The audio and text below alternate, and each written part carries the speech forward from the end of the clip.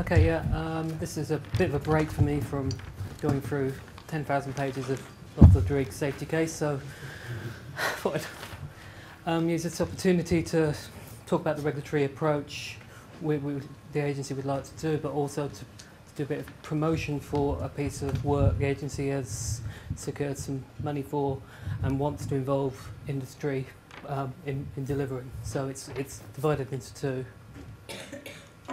Oops. Right.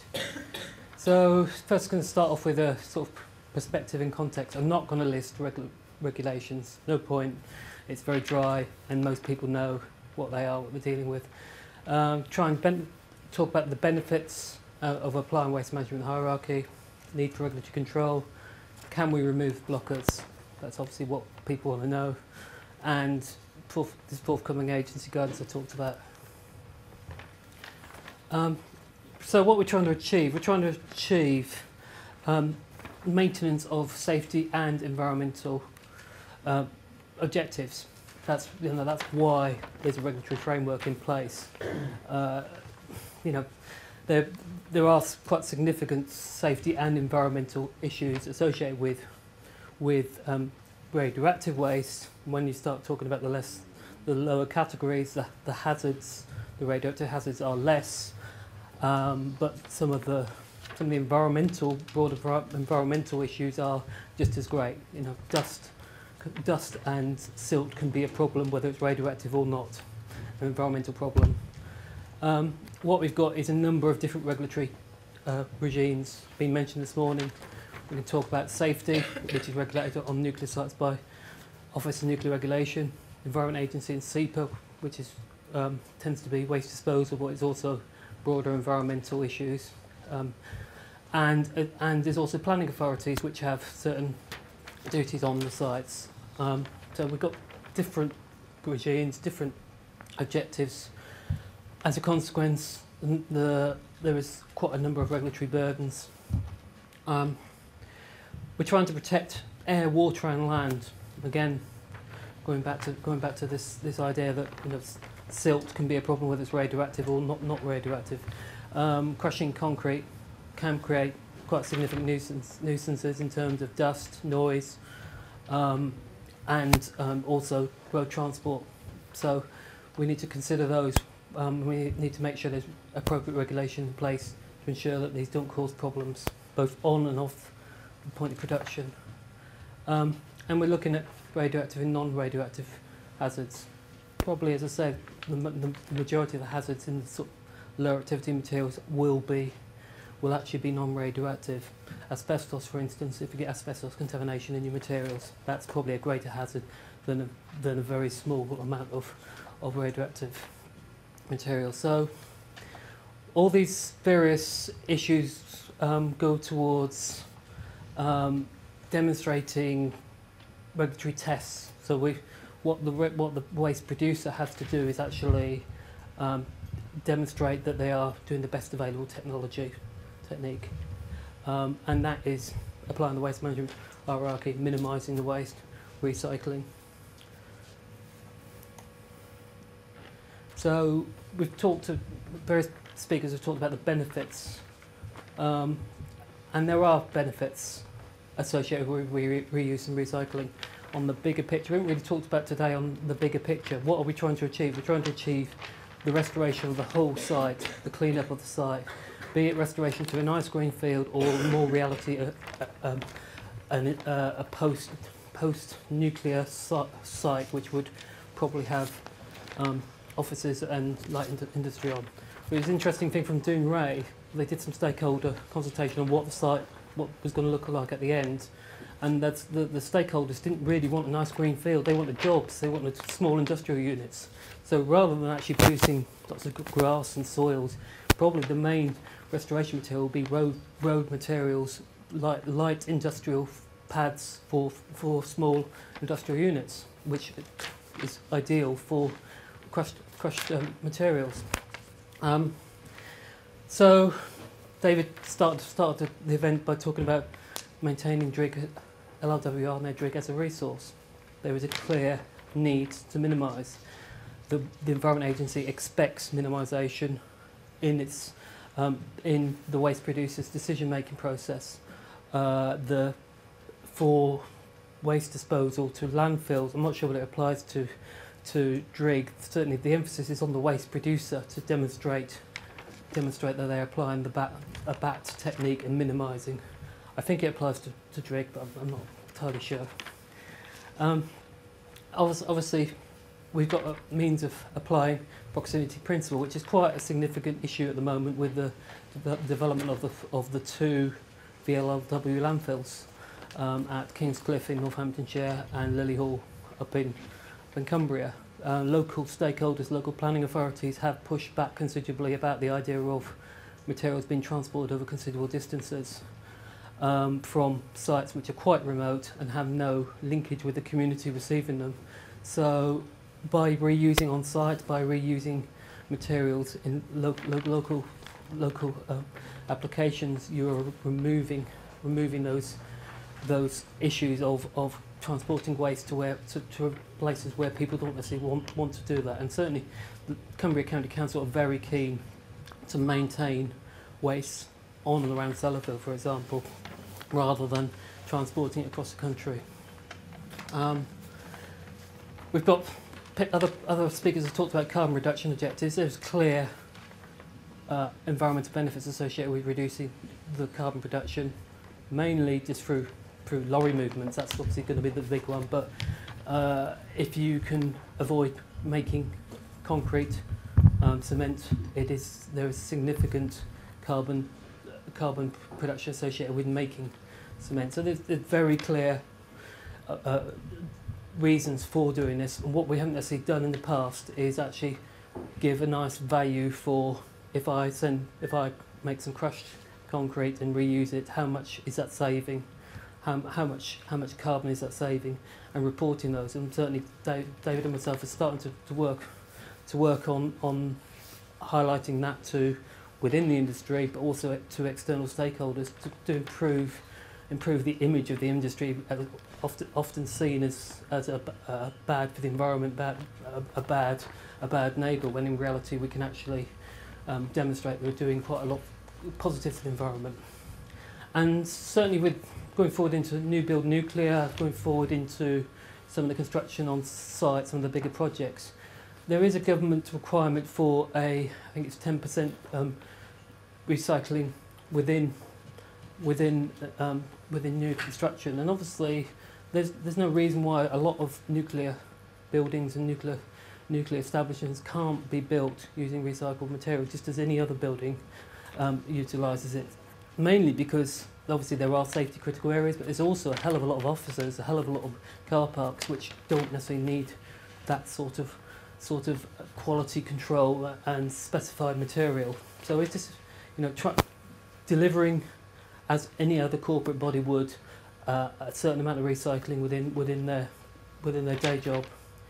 Obviously, I talked about transport distances and impacts, and that shouldn't be underestimated. Especially, obviously, Bradwell was mentioned this morning, but certainly a lot of the nuclear stations do have constraints in lorry movements. DRIG, for instance, actually has a rail link which is incorporated into the planning permission, which restricts import and export of construction materials to the use of rail. So there's a railhead located at Workington which was used to import engineering materials for Vault 9. So these are real constraints often, and are real issues, and you're probably going to get more complaints about dust from road transport than you would perhaps from your normal day-to-day activities. And the bottom one is potential significant cost savings. They are real. They're quite significant. Perhaps in the terms of multi-billion projects, they're not that significant, but in terms of value to the taxpayer, they are, and shouldn't be underestimated. And they can be delivered. Right. So, why do we need to regulate? Essentially, there is some environmental consequences of getting it wrong, but the main thing, certainly with the low activity waste, is actually the reputational loss rather, and loss of image, which can have quite significant impacts to the individual company, but also to the industry as a whole, and in worst case scenario could actually stop decommissioning if things get it wrong in a big way.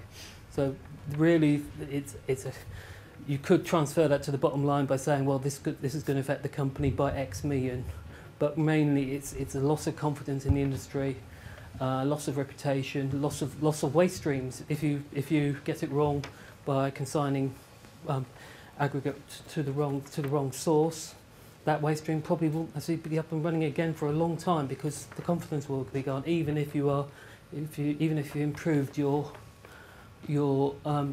confidence and your characterisation procedures, you're not necessarily going to be able to get that reputation back and get people on board again. So that's probably the big one. Why regulation is important is it gives the confidence to stakeholders, consignors, receivers, that they are receiving something which has been appropriately categorised, appropriately characterised, and is what it says on the tin. Obviously, we need to look at the whole life of the waste. Obviously, the focus here has been on the crushing and production of the material, but obviously if the material creates a liability, a legacy, it's not going to be good for the after-use of a site if there is a stigma attached to that particular material and it restricts its after-use. By taking it out of the waste regime, you're effectively removing any regulatory control on it and any regulatory burden future on the owner of the site. So that's a good thing when you're trying to restore a site, trying to de-license it or surrender it, or to remove corporate liability. I've mentioned the reputation, financial risk. We need to go in this with our eyes open. If you are to use this, you need to understand the consequences of getting it wrong. And more importantly, where it's going, what it's being used for. The classic one was sort of metal spoons for babies. You know, recycled metal is ending up being potentially being contaminated and being used to feed babies. That's not a good PR thing. At Doonray we had situations where people wanted to reuse lab coats to send to the local school. That sounded like a nice idea. The lab coats came from an active lab, so it wasn't a particularly good idea in reality. But there was a lot of that. People thought they had really good ideas and wanted to use it. But when you sort of said, well, where are you sending them? You had to put the reality check on them. So, for instance, crushed, clean, recycled material from a nuclear facility wouldn't necessarily be a good use sending to a school, because people would perhaps perceive it as being problematic and dangerous, when in reality it isn't. Often that can be avoided by actually having a central point where the waste is received and mixed and distributed further. But you do need to think about where the end user is and what their concerns are, rather than just saying, oh, it's just material. It is exempt and it is all clean, but it still has that label attached to it. And we've seen, real stakeholder concerns. People are very worried about these things, so they need to be reassured. And appropriate regulation can achieve that. Also, together with good characterisation as well. That's obviously the other bit. On a sort of more practical point of view, crushing and screening does create noise, does create dust, does have standard regulatory controls wherever it is. They need to be in place. For instance, if you're crushing and screening on a nuclear site, you're going to need surface water control, you're going to need hard standing, that sort of thing. So there is a need to think about what you're going to do and what sort of environmental controls you need to have in place. And obviously I've talked about need to avoid liability and deliver site cleanup, so we don't want to be making future problems. So how can we remove these burdens? Well, I personally don't think the current regs are necessarily set up and designed to facilitate reuse and recycling. They're not necessarily intending to do that, but they're just not necessarily designed with the recycler in mind. So you have to work your way around them and get a good understanding of them to actually get them to work for you. And it's got it can be done, and once you're up and running, it is worthwhile, but it just does take a bit of effort. And often, certainly with the nuclear industry, it's been perceived as always too difficult. We'll just go and buy some new stuff. And that's probably the end result of not actually having everything in one go, an easy one-stop regulatory approach. We've already got a number of regulatory tools. John talked about the RAP protocol. I've used it. And it's been used extensively across the nuclear industry. It's very practical. It's easy to communicate with users and civil engineers, etc. And there are the CLARE protocols starting to come in. It's giving a wider scope, different materials, more contaminated materials. So there are already tools out there. So we don't necessarily want to go and reinvent more. We've also got sort of inconsistent approaches across England, Wales, Scotland, but also it's been a criticism of the agency in the past that different people have different regulatory interpretations. So as an organisation, the agency needs to make sure that we are consistently applying the regs and have clear guidance and don't necessarily create unnecessary burdens for one organisation when another organisation doesn't necessarily have those applied.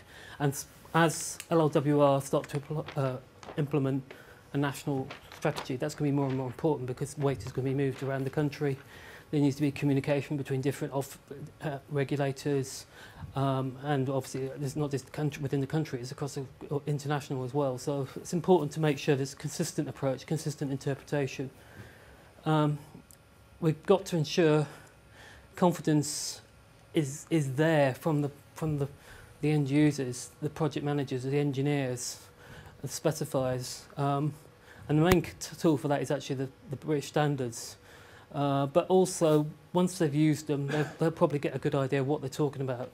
I've certainly found it from practical experience. Once you've got a project manager on side, they never went back to using primary materials unless they really had to, because they saw real good quality material, they saw savings, they saw the environmental benefits. Most project managers do understand environmental issues now. Perhaps 5-6 years ago they didn't, and it was hard work, but they do actually understand the environmental importance of what they're doing. Okay, so yeah, that leads on to my last point about unnecessary regs. There is an inherent conservatism within the nuclear industry. That is partly because they're designing to very high specifications, partly because they don't want to get it wrong, partly because they are perhaps only working in a very small area sector. They won't have had experience from working off-site where recycling is the norm, where waste minimisation is much more practice, but because the bottom line isn't so rigorously jumped on. There isn't so much cost factors. In terms of the basic one is there isn't a polluter pays principle until David assisted. And is there still a cost associated with disposal to drag at the moment? There is. It's going up next year. It's going up a lot, right? Then after the year after Yeah. that. So obviously, in the past there wasn't that necessarily. You had actually I had situations where it's more expensive to send it to landfill because of things like transport and landfill tax, etc. So there hasn't been a cost associated with disposal of active material. So therefore, there hasn't necessarily been that incentivisation to take it out of that regulatory control and put it into either exemption or clean by doing characterisation. There also hasn't necessarily been the tools to deliver that. We've had NICOP, Nuclear Industry Code of Practice, for the last 5-6 years. We've got NICOP 2 coming along, both very good proven documents, both give the user the ability to demonstrate to a very high level of standard and deliver the recycling objectives. Okay, this is the second bit of the presentation. It's really just I wanted to talk to an audience to tell them about a project we've got funding for, and just to try and get some involvement from industry in making sure the document is useful, realistic, and not going to sit on a shelf and gather dust. So it's a snappy title, Maximising Environmental Benefits from the Application of Waste Management Hierarchy to Low Active Decommissioning Waste. I couldn't get it any shorter, but it says what I'm trying to make sure we're getting the best environmental consequences from applying the waste management hierarchy. I think everyone knows it's good, but they don't necessarily know how good it is. And often when you've got someone saying it's going to cost me X amount to do, not to recycle, and it's going to cost me Y amount to recycle, you need some good business or environmental data to tell them this is a good thing. You'll be able to report this corporately. It's good thing for your business. And one of the reasons, what I'm trying to do is actually give them a means of doing this, but also making it easier for them to actually achieve these objectives. We've got 60k over. It's actually been allocated, and it's hopefully going to be delivered in collaboration with industry. The NDA are keen on the principle, and Jo Van Stratton's keen to lend her support, but it will be an Environment Agency document. It's divided into two bits. First bit is sort of the guidance and toolbox, very much building on the stuff SAFESPUR's done already, stuff Marion's done in the past, on setting out what you need to do, what sort of materials are suitable for recycling, what sort of regs you're going to have to meet, and giving mechanisms to maintain and build stakeholder confidence, bringing together relevant guidance in one place. I'm hoping to get some various tools from existing tools which can be referenced out, such as what the demolition protocols, etc. Rather than rewriting it, just having a relatively short, snappy document which can point people in the right direction. The aim is to be up to date and relevant. The regs have changed in the last couple of years. The big one being the exemptions. So that needs to be perhaps updated. And I want it to be useful to producers, waste users and regulators. And yeah, building on the SAFESPUR work. Right. Okay, the second bit is a relatively small element of the project. It's only 10k, but I wanted to get the life cycle analysis technologies demonstrated for decommissioning. It hasn't been done before. Life cycle analysis is a standard tool used throughout the industry, and it means it allows the user to identify the environmental benefits of an option versus another option, and it's just really demonstrating it. So hopefully the NDA or LLWL will pick it up, perhaps use it as a tool where it is used elsewhere. So that's about it. That's just a description of the project, and hopefully I'll be working with CIRIA and other people to deliver it. And watch this space. From about 18 months down the line, there should be some agency guidance. I'm not sure what it can be called guidance, but a document by the agency on drawing together a lot of the objectives we talked about today. Okay, thank you. Thank you very much.